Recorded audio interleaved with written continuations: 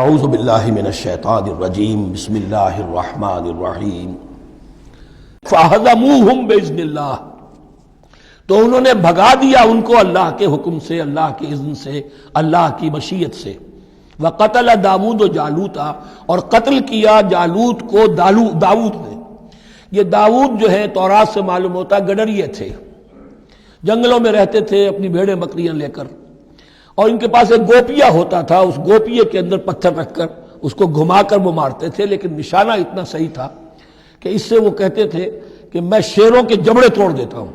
جب کبھی شیر آتے ہیں میرے بھیڑوں بکریوں کے گلوں پر حملے کے لیے، تو جب وہ آ گئے اتفاق سے، جب لشکر آمنے سامنے تھے، ادھر جالوت للکار رہا ہے کوئی میرے مقابلے میں، ادھر سب کے سب سہمے کھڑے ہیں، کوئی آگے نہیں نکل رہا، تو حضرت طالوت آئے، یہ حضرت داود آ گئے اتفاقاً۔ کہا معلوم ہوا کیا سچویشن ہے، یہ ہے کہ اچھا ٹھیک ہے، میں اس غیر مختون کا میں معاملہ کرتا ہوں، اس لیے کہ یہ ان کے یہاں سب سے بڑی گالی تھی۔ حضرت ابراہیم کی ملت میں ہے ختنہ، اور یہ جو کفار اور مشرک تھے ان کے ہاں ختنہ نہیں تھی، تو نامختون ہونا ان کے ہاں یہ سب سے بڑی گالی تھی۔ اس نامختون کا پھر جو ہے میں اس کو کیفر کردار تک پہنچاؤں گا، میرے پاس یہ گوپیا ہے اور میں تو شیروں کے جبڑے توڑ دیا کرتا ہوں۔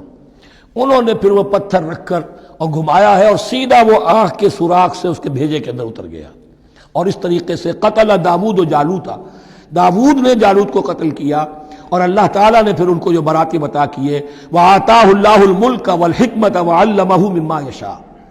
ایک تو یہ کہ طالوت علیہ السلام نے اپنی بیٹی کا نکاح ان سے کر دیا، داماد ہو گئے، اور پھر انہی کو وارث بنایا، یہ بادشاہ ہوئے۔ اللہ نے ان کو ہی ملک دیا، حکومت دی، بادشاہت دی، اور دی، نبوت میں دی، یہ دونوں اعتبارات سے ان کو اللہ تعالیٰ نے سرفراز فرمایا۔ وَعَلَّمَهُ مِمَّا يَشَاءُ، اور پھر اسے سکھایا جو کچھ کہ اللہ نے چاہا۔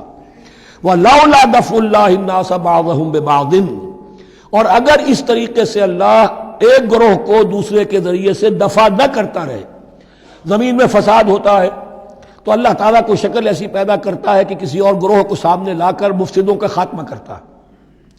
اگر ایسا نہ ہوتا، وَلَوْلَا دَفْعُ اللَّهِ النَّاسَ بَعْضَهُمْ بِبَعْضٍ لَفَسَدَتِ الْأَرْضُ، تو زمین میں فساد ہی فساد پھیل گیا ہوتا۔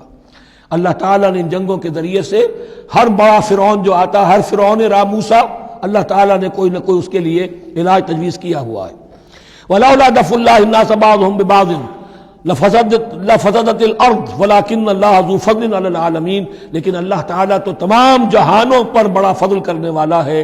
تِلْكَ آیاتُ اللَّهِ نَتْلُوهَا عَلَيْكَ بِالْحَقِّ، یہ اللہ کی آیات ہیں جو ہم پڑھ کر آپ کو سنا رہے ہیں حق کے ساتھ۔ یہ قول گویا کہ حضرت جبرائیل کی طرف منسوب ہوگا، یہ اللہ کی آیات ہیں اے مسلمانوں، اے محمد صلی اللہ علیہ وسلم، جو ہم آپ کو سنا رہے ہیں حق کے ساتھ۔ وَإِنَّكَ لَمِنَ الْمُرْسَلِينَ، اور یقیناً اے محمد صلی اللہ علیہ وسلم آپ رسولوں میں سے ہیں۔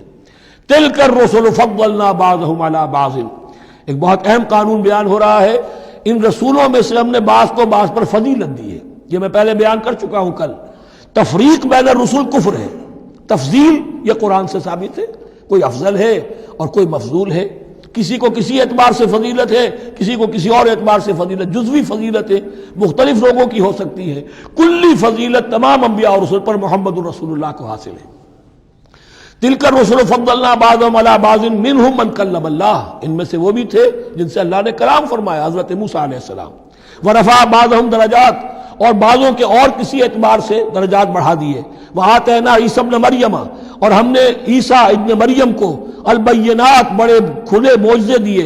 وَأَیَّدْنَاهُ بِرُوحِ الْقُدُسِ، اور ان کی مدد فرمائی حضرت جبرائیل کے ساتھ۔ وَلَوْ شَاءَ اللَّهُ مَا اقْتَتَلَ الَّذِينَ مِن بَعْدِهِم مِن بَعْدِ مَا جَاءَتْهُمُ الْبَيِّنَاتُ، لیکن اللہ چاہتا تو یہ آپس میں نہ لڑتے جھگڑتے، نہ یہودیوں کی آپس میں جنگیں ہوتی، نہ یہودیوں اور نصرانیوں کی ہوتی، نہ نصرانیوں کے فرقے ایک دوسرے سے لڑتے۔ وَلَوْ شَاءَ اللَّهُ مَا اقْتَتَلَ الَّذِينَ مِن بَعْدِهِم مِن بَعْدِ مَا جَاءَتْهُمُ الْبَيِّنَاتُ، اس کے بعد کہ ان کے پاس واضح تعلیمات آ چکی تھیں۔ وَلَٰكِنِ اخْتَلَفُوا، لیکن انہوں نے اختلاف کیا۔ فَمِنْهُم مَّنْ آمَنَ وَمِنْهُم مَّنْ كَفَرَ، ان میں وہ بھی ہیں جو ایمان لے آئیں گے اور ان میں وہ بھی ہیں جو کفر پر اڑ گئے ہیں۔ وَلَوْ شَاءَ اللَّهُ مَا اقْتَتَلُوا، اگر اللہ چاہتا ان پر لازم کر دیتا، یعنی جبراً تکوینی طور پر، تو اختلاف نہ کرتے، جھگڑتے نہ۔ وَلَٰكِنَّ اللَّهَ يَفْعَلُ مَا يُرِيدُ، لیکن اللہ تو کرتا ہے جو چاہتا ہے۔ اللہ نے جو دنیا کو اس حکمت پر بنایا ہے کہ یہ دنیا کی زندگی آزمائش ہے، آزمائش کے لیے آزادی دی ہے، تو جو شخص غلط راستے پر جانا چاہے اسے آزادی ہے، جو صحیح راستے پر آنا چاہے اسے آزادی ہے۔ صدق اللہ العظیم۔